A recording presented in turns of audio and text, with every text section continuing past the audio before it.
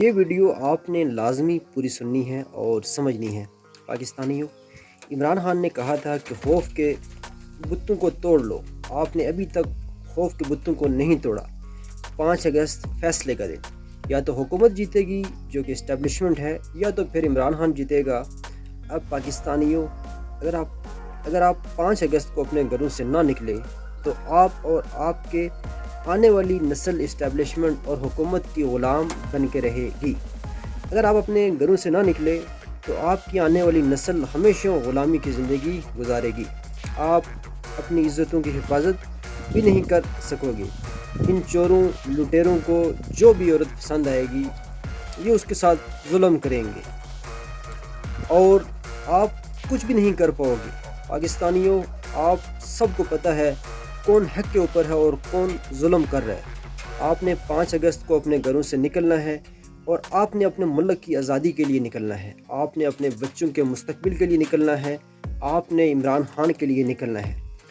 5 اگست کو کیا ہوگا؟ زیادہ سے زیادہ یہ آپ کو ماریں گے، مارنے دیں، کتنے کو ماریں گے؟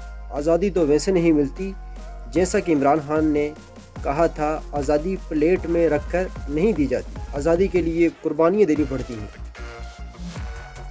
تب تک آپ کو آزادی نہیں ملتی جب تک آپ قربانی نہیں دیتے۔ جتنے بھی قوموں نے، جتنے بھی ملکوں نے آزادی حاصل کی ہے، آپ ان کی مثال لیں، اپنے پڑوسی ملک بنگلہ دیش کی ہی مثال لیں۔ کس طرح انہوں نے 2 دفعہ اسٹیبلشمنٹ اور حکومت کو شکست دے کر آزادی حاصل کی۔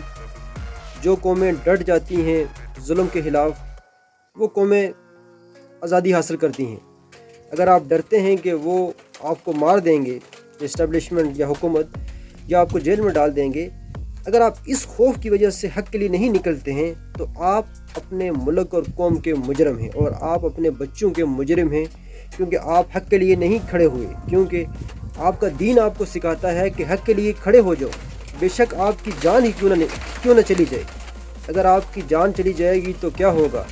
آپ شہادت کی موت مریں گے۔ کتنے پاکستان تحریک انصاف کے کارکنان شہید ہوئے۔ آپ حق کے لیے مریں گے، اور جو بھی حق کے لیے مرتا ہے، اللہ پاک کا فرمان ہے وہ شہید ہے، اور شہید کبھی مرتے نہیں۔ تو 5 اگست کو آپ نے نکلنا ہے اور حقیقی آزادی حاصل کرنی ہے اس ظالم حکومت کے خلاف۔ انشاءاللہ اللہ ہماری مدد کرے گا اور ہم حقیقی آزادی لے کر رہیں گے انشاءاللہ۔ پاکستان زندہ باد، عمران خان زندہ باد۔